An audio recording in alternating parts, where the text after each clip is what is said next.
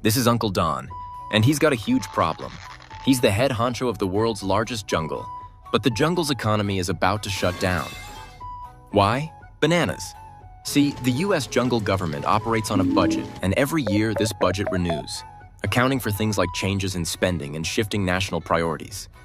Some years, the military gets a boost. Other years, healthcare gets cut, and so on. It's just like our parents giving out allowances when we were monkey cubs.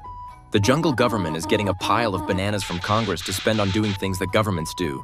But it's this very pile of bananas that's giving Uncle Don a massive nightmare. And now, it's becoming everyone's problem. See, Jungle Congress can't seem to agree on the budget, with both red and blue teams refusing to give any ground to either side. However, the government budget needs approval of both teams, in other words, bipartisan support, to keep the jungle running. But while this bickering happens at the top levels of the jungle, the average monkeys are the ones paying the price. Because a government shutdown means things like national parks, airports, and hospitals, which employ federal workers, would have no bananas to pay those same workers.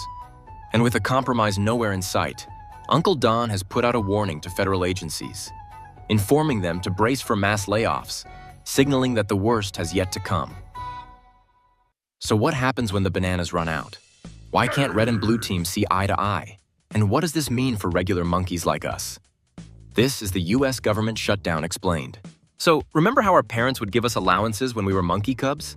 What if mom wants to give us 10 bananas per day while dad wants to give us 15?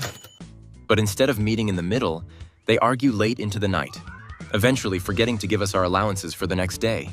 Dad and mom are focused on proving a point, while we go to school empty-handed. This is what's happening, except at the highest levels of the jungle government.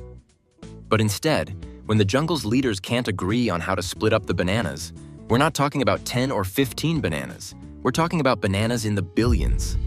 And because Jungle Congress can't seem to agree on a budget or even a temporary spending plan, the government isn't allowed to use bananas for daily activities. In other words, the banana supply to many federal branches of the government just stops. Suddenly, the monkeys who keep the jungle's playgrounds clean, run the clinics, and patrol our parks don't get paid. Because no one's getting paid, the jungle's national parks close their gates. The clinic's federal health offices shut their doors. The government offices are shuttered except for the most essential services. Even the monkeys who keep the jungle safe, like border guards and air traffic controllers, might have to work without getting any bananas until the fight between red and blue teams comes to an end. For the monkeys who rely on those bananas to feed their families, pay their rent, or just get by, a shutdown isn't just a political squabble. It's a very real crisis. But while regular monkeys' livelihoods are on the line, rich Congress monkeys seem more focused on winning the argument with the other team. See, if this isn't solved soon, scores of regular monkeys employed by the government will have no choice but to find new jobs to support themselves and their families. A terrifying reality considering the abysmal job market. But that's not all. When an agreement is finally reached, what happens to the jungle if so many experienced monkeys have already left? How will the government deal with the brain drain of losing so much talent and know-how? But to Uncle Don and the rest of his colleagues in Congress, this is a price both sides are willing to pay to make sure their version of the government budget gets passed, refusing to give any ground to their sworn political opponents. And now, the whole jungle is paying the price. But how did we get here? And more importantly, why can't the red and blue teams see eye to eye? See, historically, both red and blue teams don't exactly get along with each other. But this year, the standoff is especially fierce. The red team, led by Uncle Don, wants to keep cutting the size of the jungle government, slashing spending, and reducing welfare expenses. The blue team is pushing back, fighting to protect affordable healthcare, extend tax credits for insurance, and reverse cuts to programs like Medicaid and the jungle's health research centers. But you might be thinking, doesn't the red team control both houses of Congress? That's right, but they don't have the sheer number of votes needed to pass their plan on their own in the upper house. They need some members of the blue team to vote in their favor as well. Because of this, the blue team has just enough power to block the red team's budget, using their leverage to demand changes which Uncle Don and the red team isn't too happy with. Both sides have been bickering about this for months with no compromise in sight, and even when the deadline loomed, both teams refused to give any ground. Uncle Don and the red team seem to believe that this shutdown will be blamed on the blue team, the seemingly stubborn minority blocking the salaries for hundreds of thousands of workers. But in the other camp, the blue team believes their fight against Uncle Don and the Reds to protect healthcare and welfare benefits will paint them as the valiant resistance.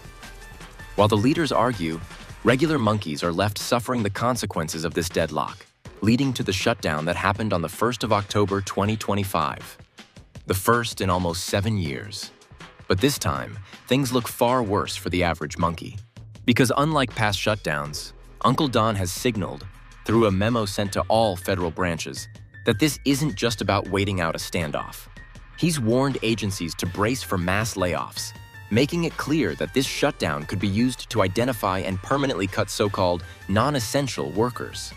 In previous shutdowns, most federal workers who were furloughed, in other words, sent home without pay, were eventually called back and paid retroactively once the government reopened. The pain was real, but it was temporary at least. This time, the threat is different. Uncle Don and his team are openly considering using the shutdown as a tool to shrink the government for good. For months, Uncle Don and his team has already been slashing budgets and reducing the federal workforce. Now, with the shutdown in full effect, there's talk of accelerating those cuts by permanently laying off workers deemed non-essential, rather than simply furloughing them. Continuing the pattern of mass federal layoffs throughout this year. This approach is unprecedented. See, in the past, even short shutdowns were seen as risky political gambits, with both parties eager to restore normalcy as soon as possible. But now, the White House appears willing, hell, even eager, to let the shutdown drag on, using it as leverage to allegedly trim the fat. The impact would be massive. Many estimate that up to 40% of federal workers, close to 1 million monkeys, could be put on unpaid leave, with many at risk of losing their jobs for good. Many of those affected work in border protection, air traffic control, and law enforcement, what most would argue falls under essential services. And as such, these will keep running, but with skeleton crews and no pay. But it doesn't end there. National parks, health offices, and countless other services will close their doors, leaving millions of monkeys without support. This year, the stakes aren't only about missed paychecks or closed parks. For many, it's about whether their livelihoods will exist at all when the dust finally settles, and no one knows if the government will look the same. So what now? The bottom line is this. While the red and blue teams bicker in the treetops, it's the regular monkeys, the ones who care for the sick, manage our flights, and keep the jungle running, who are left dealing with the consequences. For the rich and powerful, the shutdown is just another round in their endless game of one-upmanship. They argue over piles of bananas, trade blame on the nightly news, and plan their next political move from the comfort of their luxurious gated communities. But for the middle and working-class monkeys, this isn't a game. Every missed paycheck could mean no food on the table, or sleepless nights wondering how to pay rent and make ends meet.